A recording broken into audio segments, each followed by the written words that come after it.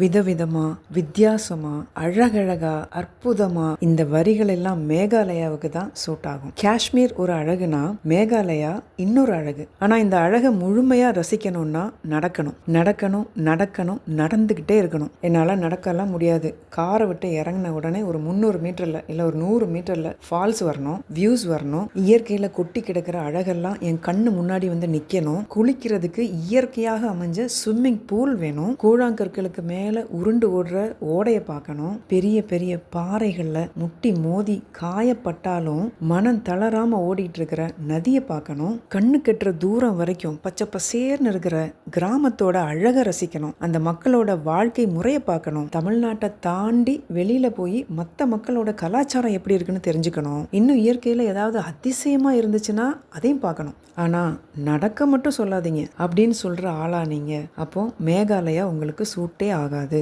ஆமா, மேகாலயா போனா நட நட நட மட்டும்தான். ஏத்தத்திலயும் இறக்கத்திலயும் கூட்டி போறானே, எந்த ஊருக்கா கூட்டி போற? இதோட 11 கிலோமீட்டர் ஆகி போச்சியா? மேகாலயாவோட முழுமையான அழகை ரசிக்கணும் அப்படின்னா நடைப்பயணம் இல்லாம ஒன்றும் முடியாது. அந்த ஊர்ல ஜஸ்ட் 1-2 விஷயங்கள் மட்டும்தான் காரை விட்டு அப்படி இறங்கின உடனே உடம்ப அலட்டிக்காம அப்படி பார்த்துட்டு வரலாம். யூடியூப்ல வீடியோஸ் எல்லாம் பார்த்துட்டு நம்ம ஒரு லிஸ்ட் ஒன்று ரெடி பண்ணி வச்சிருப்போம், இந்தந்த இடங்கள்லாம் போய் கண்டிப்பா பார்க்கணும் அப்படின்னு சொல்லிட்டு. அந்த மாதிரி அழகான இடங்கள், நம்மளை ஆச்சரியப்படுத்தின விஷயங்கள், பிரமிக்க வைக்கிற காட்சிகள், இந்த மாதிரி விஷயங்களை எல்லாம் பார்க்கணும்னா நடக்கணும் நடக்கணும் நடந்தே ஆகணும். அண்ணன் மாறு தளராம நங்கு நங்கு நடந்து வா. நங்கு நங்குன்னு ஐயம்மா நடந்தே ஆகணும். நான் ஏன் இதை இவ்வளோ ஸ்ட்ரெஸ் பண்ணி சொல்கிறேன்னா, மேகாலயாவை பொறுத்த வரைக்கும் அங்கே இருக்கிற ஃபால்ஸ் வந்து ரொம்பவே ஃபேமஸ். நம்ம டெஸ்க்டாப்பில் வச்சுருக்கிற அந்த வால்பேப்பர்லாம் இருக்கு இல்லையா, அந்த அளவுக்கு பியூட்டிஃபுல்லான ஒரு லேண்ட்ஸ்கேப் கொண்ட ஃபால்ஸ். ஆனால் இந்த ஃபேமஸான ஒவ்வொரு ஃபால்ஸையும் பார்க்கணுன்னா மினிமம் 1 கிலோமீட்டர் நடக்கணும். பட் நம்மளுடைய நடைப்பயணம் ஒரு பிளைன்ஸில் ஒரு பிளைனான ரோட்டில் இருக்காது, மலைப்பாதையாக தான் இருக்கும். ஆனால் நல்லா படிக்கட்டு கட்டி வச்சுருப்பாங்க. மினிமம் 400 படிக்கட்டுகள்ல இருந்து 1000, 2000, பிம்பிளிகா பியாப்பி அப்படின்னா 3000, அவங்க லாங்குவேஜில் 3000 படிக்கட்டுகள் வரை கூட இருக்கும். இந்த படிக்கட்டுகளில் இறங்கி போய் ஃபால்ஸோட அழகெல்லாம் ரசித்து முடிச்சுட்டு மறுபடியும் ஏறி மேலே வரணும். நம்ம போகிற ஒவ்வொரு இடமும் இப்படி தான் இருக்கும். யோசிச்சு பாருங்க, அப்போ எவ்வளவு தூரம் நம்ம வந்து நடக்கணும், மலை இறங்கணும், மலை ஏறணும். ஏத்தத்திலயும் இறக்கத்திலயும் கூட்டி போறானே, எந்த ஊருக்கா கூட்டி போற? இதோட 11 கிலோமீட்டர் ஆகி போச்சியா? ட்ரெக்கிங் தான், நாள் பூரா ட்ரெக்கிங் தான். மேகாலயாவை சுற்றி பார்க்க ஜஸ்ட் ஒரு 3 நாள் போதும் அப்படின்னு நினச்சி போகிறதெல்லாம் முட்டாள்தனம் தான். நான் பண்ணதுமே முட்டாள்தனம் தான். ஒரு நாளைக்கு 2 இல்லை 3 இடத்துக்கு மேலே நம்மளால் பார்க்க முடியாது. நம்ம லிஸ்ட்டில் இருக்கிற எல்லா இடங்களையும் கவர் பண்ணணும்னா மினிமம் 1 வீக் இல்லை 10 days தாராளமாக எடுக்கும். நாங்கள் பேம்பூ ட்ரெக் போனப்போ ஒரு கேங்கை பார்த்தோம். 11 பேர் கொண்ட குழு கேரளாவிலேருந்து வந்திருக்கிறாங்க. இந்த பேம்பூ ட்ரெக்கை கம்ப்ளீட் பண்ணுறதுக்கு 4-6 மணி நேரம் எடுக்கும். அதை கம்ப்ளீட் பண்ணி முடித்தோம் அப்படின்னா வேறு எந்த ஆக்டிவிட்டியும் பண்ண முடியாது. அந்த அளவுக்கு பாடி டயர்டாயிரும், கால் வலிக்கும், முட்டு வலிக்கும். நடந்து நடந்து நம்ம நட இந்த மாதிரி ஆனால் கூட ஆச்சரியப்படுறதுக்கு இல்லை. இந்த மாதிரி காம்ப்ளெக்ஸான ட்ரெக் பண்ணி போய் பார்க்க வேண்டிய இடங்களே மேகாலயாவில் நிறைய இருக்குது. For example double decker bridge, இதுக்கெல்லாம் சாலிடாக 1 day வேணும். எங்களுக்கு இருந்ததோ 3 நாள் தான். ஸோ நாங்கள் அந்த டபுள் டெக்கர் பிரிட்ஜை எங்கள் லிஸ்ட்டில் ஆட் பண்ணிக்கல. பட் அந்த கேங்கு 10 நாள் மேகாலயாவுக்காக அலோகேட் பண்ணியிருக்கிறாங்க. அதுதான் கரெக்டான விஷயம். டபுள் டெக்கர் பிரிட்ஜ் எல்லாம் பார்க்கணுன்னா 3000 ஸ்டெப்பு இறங்கி அப்புறம் ஏறணுமே. லிவிங் ரூட் பிரிட்ஜை பார்க்கணுன்னா சிம்பிளாக ஒரு ட்ரெக் பண்ணி பக்கத்தில் இருக்கிற ஒரு இடத்துல போய் பார்த்துட்டு வரலாமே அப்படின்னு நான் கேட்ட கேள்விக்கு அவங்க சொன்ன பதில் வந்து என்னை ரொம்பவே ஆச்சரியப்படுத்துச்சு. இல்லை, இவ்வளோ தூரம் மெனக்கெட்டு ட்ராவல் பண்ணி வந்திருக்கிறோம், இந்த அதிசயத்தை எல்லாம் பார்க்கணும் தானே வந்திருக்கிறோம், நடக்கத்தான் வந்திருக்கிறோம் அப்படின்னு சொன்ன உடனே பயங்கர ஆச்சரியமா இருந்தது. இத்தனைக்கும் அந்த குழுவில் இருக்கிற எல்லாரும் யங்ஸ்டர்ஸ் எல்லாம் கிடையாது. 40 டச் பண்ணுறவங்க கூட இருந்தாங்க. எந்த ஒரு விஷயத்துக்கும் வயது ஒரு தடை இல்லை அப்படின்னு சொல்கிறதுக்கு இது ஒரு நல்ல உதாரணம். பொதுவாக நம்ம சுற்றி பார்க்க போகிற ஒவ்வொரு ஊருக்கும் ஒரு யூனிக்னஸ் இருக்கும். மேகாலயாவில் அங்கே இருக்கிற ஃபால்ஸ் யூனிக்காக இருக்கும். அப்புறம் அங்கே இருக்கிற லிவிங் ரூட் பிரிட்ஜ் அது யூனிக்காக இருக்கும். கேவ்ஸ் யூனிக்காக இருக்கும். ஆறுகள் யூனிக்காக இருக்கும். கிராமங்கள் யூனிக்காக இருக்கும். இவ்வளோ யூனிக்கான விஷயங்கள் இருக்குது. சரி, ஃபால்ஸ் ஏன் யூனிக்னு சொல்கிறேன்னா, நம்ம மைண்ட் செட் எப்படி இருக்கும், ஃபால்ஸ்னால் நல்லா மட்டன்னு தண்ணி நிறைய விழணும், அப்போ தான் அது வந்து ஃபால்ஸ்னே ஒத்துப்போம். பட் அங்கே இருக்கிற ஃபால்ஸில் கொஞ்சமாக தண்ணி விழுந்தாலும் அதுவே அழகாக விழும். அப்படி விழுற அந்த தண்ணி கீழே வந்து தேங்குது இல்லையா, அதாவது அந்த குளம், அதோட கலரு, சுற்றி பச்சை பசேர்னு இருக்கிற காடுகள், நடுவில் ஆறு, மேலேருந்து கீழே விழுகிற அருவி, விழுந்ததுக்கு அப்புறம் டர்க்கிஷ் ப்ளூ கலரில் குளமாக தேங்கி இருக்கிற தண்ணி, இதெல்லாம் மொத்தமாக சேர்த்து பாருங்க, அவ்வளோ அழகு. இந்த ஃபால்ஸோட அந்த தண்ணியோட கலர் தான் இந்த ஊரில் யூனிக்கானது. நிறையா இடங்கள்ல சேஃப்டி மெஷர்ஸோட, அதாவது இந்த ஜாக்கெட் எல்லாம் போட்டு நல்லா சேஃப்டியாக குளிக்கிறதுக்கு அலோவ் பண்ணுறாங்க. அதுக்கெலாம் தனியாக சார்ஜ் எல்லாம் வாங்கிப்பாங்க. ஸோ ஃபால்ஸில் குளிக்கிற ஐடியா இருந்துச்சுன்னா மாற்றிக்கிறதுக்கு ஒரு ட்ரெஸ்ஸு, அப்புறம் ஒரு டவல், இதை கையோடு எடுத்துகிட்டு போயிடுறது நல்லது. உண்மையை சொல்லணும்னா ஃபால்ஸை பொறுத்த வரைக்கும் எங்களால் எல்லா ஃபால்ஸையும் கீழே வரைக்கும் போய் அந்த ஃபால்ஸை பக்கத்தில் நின்று பார்க்க முடியல.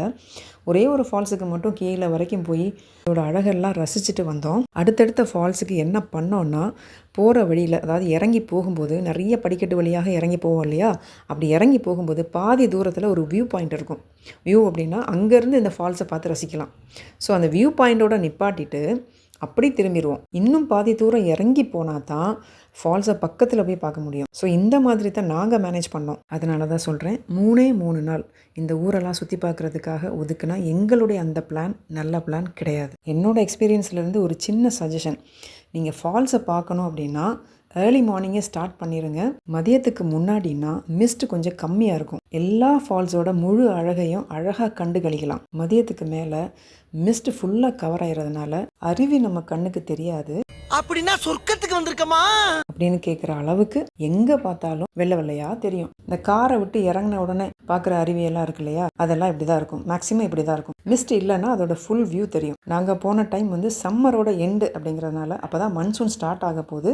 அதனால் வந்து நீர் வரத்து கம்மி தான். பொதுவாகவே அருவியில் தண்ணி கம்மியாக தான் இருந்தது. அருவியோட ஃபுல் கெப்பாசிட்டி பார்க்கணும் அப்படின்னா மழைக்காலம் முடிஞ்சு வரணும். ட்ரெக்கிங்லாம் ரொம்ப காம்ப்ளெக்ஸாக இருக்கும். ஸோ அதனால் நிறைய ஈட்டபிள்ஸ் இதெல்லாம் கொண்டு போகணும், திங்ஸ் எல்லாம் கொண்டு போகணும் அப்படின்னு நினைக்க தேவையில்லை.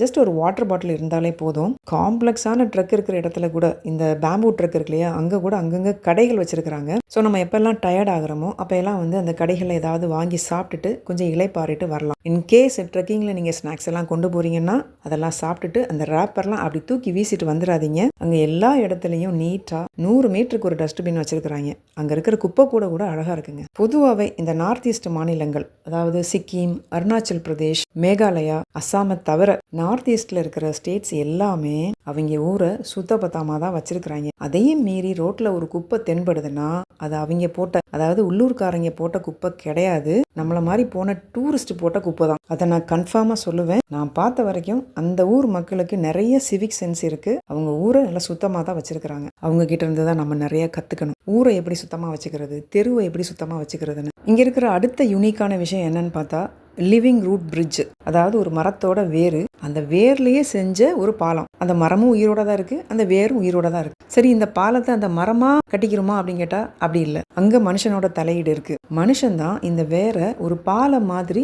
அலைன் பண்ணி விடுறான். அப்படி அதை அலைன் பண்ணாமல் விட்டுட்டா அந்த வேறு கண்டமானிக்கு வளருமா. அப்படி இந்த வேரே ஒரு பாலமாக மாறுற இந்த ஒரு சம்பவம் நடக்கிறதுக்கு 1-2 வருஷம் பத்தாதான். குறைஞ்சது 30-40 வருஷத்துக்கு அப்புறம் தான் இந்த மாதிரி ஒரு பிரிட்ஜாக மாறுமா. அப்போ பாருங்க, இந்த மாதிரி ஒரு அற்புதமான ஒரு விஷயங்களை எல்லாம் பார்க்குறதுக்கு நமக்கு சான்ஸ் கிடைக்குது அப்படின்னா அப்போ நம்ம எவ்வளோ பிளஸ்டு. இந்த மாதிரி பாலத்தை நம்ம லைஃப்பில் பார்த்துருக்க மாட்டோம். இந்த பாலம் எப்படி வந்து அமைஞ்சிருக்கு, இந்த வேர்கள் ஒன்னோட ஒன்று எப்படி பின்னி பிணைஞ்சிருக்கு, எப்படி கனெக்டடாக இருக்குது, அதுக்கு மேலே நடந்து போகும்போது அது எவ்வளோ ஸ்ட்ராங்காக இருக்குது, இதெல்லாம் ஃபீல் பண்ண முடியும். இந்த ஃபீலை மிஸ் பண்ணணுமா? பண்ணாதீங்க. ஸோ மேகாலயா பக்கம் போனீங்கன்னா இந்த லிவிங் ரூட் பிரிட்ஜை மறக்காமல் போய் பாருங்கள். டபுள் டெக்கர் பிரிட்ஜ் எல்லாம் போய் பார்க்க முடியலனா கூட அட்லீஸ்ட் இங்கே பக்கத்தில் இருக்கிற இந்த உம்கார் அப்படிங்கிற ஒரு பிரிட்ஜ் இருக்குது. இது சிஹெச் அப்படின்னு ஒரு வில்லேஜில் இருக்குது. சிராபுஞ்சி டவுன்ல இருந்து ஒரு 17 கிலோமீட்டர் தூரம் தான் வரும். ஸோ டைம் இல்லாதவங்க, ரொம்ப தூரம் நடக்க முடியாதுங்க, ஆனால் எனக்கு லிவிங் ரூட் பிரிட்ஜை பார்க்கணும் அப்படின்னு நினைக்கிறவங்க எங்களை மாதிரி இப்படி பிளான் பண்ணிக்கலாம். So just note it down. Umkar living root bridge,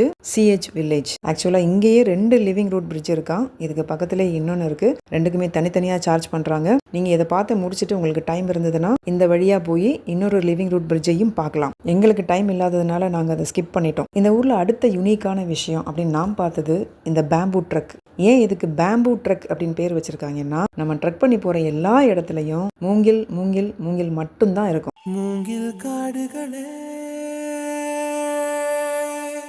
மூங்கிலால் மட்டும்தான் எல்லா விஷயமும் கட்டி அமைக்கப்பட்டிருக்கும். நம்ம நடந்து போகிற பாதையாகட்டும், இல்லை 2 விஷயத்துக்கு இடையில இருக்கிற ஒரு கேப்பை ஃபில் பண்ணுற ஒரு பாலம் ஆகட்டும், அப்புறம் உயரமான பாறைகள் இருக்குது, அந்த பாறைகளுக்கு ஏறி போகிற ஏணி ஆகட்டும், அப்புறம் நம்ம நடந்து போகும்போது சேஃப்டிக்காக பிடிச்சிட்டு நடக்கிற மாதிரி ஒரு ஹேண்ட் ட்ரைல் வச்சிருப்பாங்க இல்லையா, அது கூட மூங்கில் தான். இது எல்லாமே மூங்கிலால மட்டும்தான் பண்ணியிருக்கிறாங்க. இன்னும் சொல்ல போனா இந்த ட்ரெக்கிங்ல சின்ன சின்ன கடைகள் இருக்கும் இல்லையா, அந்த கடைகள் கூட மூங்கிலால தான் கட்டியிருக்கிறாங்க. மூங்கில் காடுகள் இங்க ரொம்ப சாதாரணமா இருக்கும் போல. ஸோ இங்க கிடைக்கிற பொருட்களை வச்சு அவங்க வந்து அதை மேக்ஸிமம் யூட்டிலைஸ் பண்ணியிருக்கிறாங்க. பேம்பு ட்ரக்கை பத்தி சொல்லணும்னா 1 மணி நேரம் கூட விடாம பேசணும்னா பேசிட்டே இருக்கலாம். அந்த அளவுக்கு பார்த்து வியந்த ஒரு இடம். போன பாதை, பார்த்த காட்சிகள், டச் பண்ண இடங்கள், ஏறி இறங்கும்போது வேர்த்து கொட்டி மூச்சு வாங்கின அனுபவம், வழியில சந்திச்ச மக்கள், பேசின வார்த்தைகள், இதெல்லாம் இன்னும் மண்டைக்குள்ள இருக்கு. கண்டிப்பா இது ஒரு காம்ப்ளெக்ஸான ட்ரெக் தான், ஒத்துக்கிறேன். பட் பெஸ்டான விஷயங்கள், யூனிக்கான விஷயங்கள் கஷ்டப்படாம அவ்வளோ சீக்கிரம் கிடைச்சிடாது. இங்க குறுக்கு வழியெல்லாம் கிடையாது.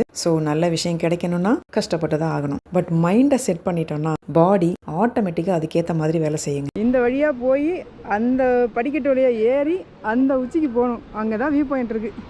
மனுஷன் மூங்கில வச்சு இந்த மாதிரி ஒரு வேலையை பண்ணலைன்னா, இன்னும் ஒரு ஹைப்பு கொடுத்து சொல்லணும்னா, இந்த மாதிரி ஒரு தரமான ஒரு சம்பவத்தை பண்ணலைன்னா, ஒரு மலை இறங்கி ஆற்ற கடந்து அடுக்கடுக்கா இருக்கிற பாறைகளை எல்லாம் சுற்றி வந்து கடைசியா இந்த செங்குத்தான பாறை மேலே ஏறி உட்காந்து இந்த வியூவை ரசிக்கிற அந்த ஒரு குடுப்பனை நமக்கு கிடைக்கும்னு நினைக்கிறீங்களா? இந்த வேலையை செஞ்சது இந்த ஊர் மக்கள் தான், இந்த கிராமவாசிகள் தான். இந்த ஃபுல் விஷயத்தையுமே அவங்க தான் மெயின்டைனும் பண்ணுறாங்க. அதை மெயின்டைன் பண்ணுறதுக்கு நம்மள மாதிரி வர டூரிஸ்ட் கிட்ட இருந்து தான் ஒரு ஆளுக்கு 150 ரூபா அப்படின்னு வசூலும் பண்ணிப்பாங்க. அவங்க ஒரு குழுவாக இருக்கிறாங்க, ஐடி கார்டெலாம் போட்டிருப்பாங்க. என்னோட வீடியோவில் கூட நீங்கள் பார்த்தீங்கன்னா தெரியும். அவங்கள ஒருத்தவங்க தான் எங்கள் கூட கைடாக வந்தாங்க. கைடு சார்ஜ் வந்து எக்ஸ்ட்ரா நம்ம பே பண்ணணும். ஆக்சுவலாக கைடோட தேவையெல்லாம் இல்லை.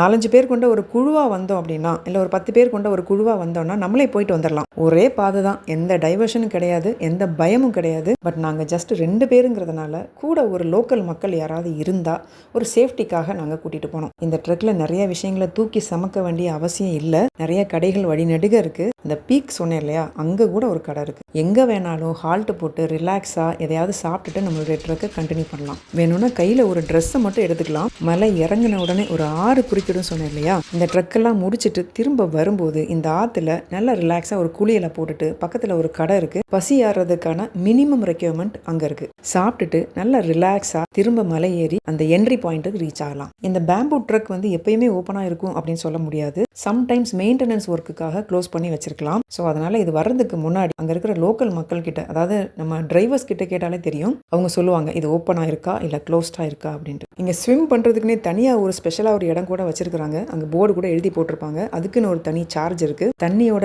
லெவலை பேஸ் பண்ணி ஸ்விம்மிங் இங்கே வந்து அனுமதிக்கிறாங்க. நாங்கள் போனது ஜூன் ஃபர்ஸ்ட் வீக், அதாவது ப்ரீ மன்சூன் சீசன். ஆற்றுல தண்ணி கொஞ்சோண்டு இருந்ததுனால இந்த ஆறெல்லாம் யூஸ் பண்ண முடிஞ்சது. சிராபுஞ்சி இந்தியாவிலேயே அதிகமாக மழை பெய்கிற ஒரு இடம். நம்ம ஊரில் பெய்கிற மழையெல்லாம் விட 10 மடங்கு மழை அதிகமாக இங்கே பெய்யுமா. அப்போ யோசிச்சு பாருங்க, மழை காலத்தில் இங்கே எவ்வளோ மழை பெய்யும். மழை பெஞ்சதுக்கப்புறம் இந்த ஆற்றுல எவ்வளோ வெள்ளம் கரை புரண்டு ஓடும். அந்த டைமில் இங்கே வந்தோம்னா இங்கே குளிக்கிறதுக்குலாம் அலௌட் இல்லை. இந்த வீடியோ கொஞ்சம் லெங்க்த்தாக போகிறதுனால இத்தோட இதை ஸ்டாப் பண்ணிவிட்டு மேகாலயாவில் இன்னும் நாங்கள் என்னெல்லாம் பார்த்தோம் அப்படிங்கிறத நான் அடுத்த வீடியோவில் கவர் பண்ணுறேன். தேங்க்ஸ் ஃபார் வாட்சிங். This is Ramzan.